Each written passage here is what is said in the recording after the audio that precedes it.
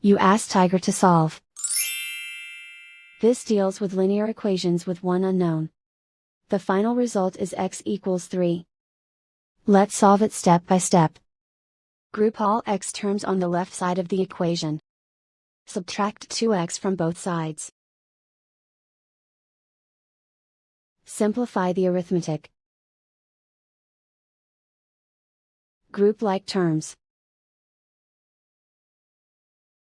Simplify the arithmetic. Isolate the x. Divide both sides by 3. Simplify the fraction. Find the greatest common factor of the numerator and denominator. Factor out and cancel the greatest common factor. And so the final result is x equals 3.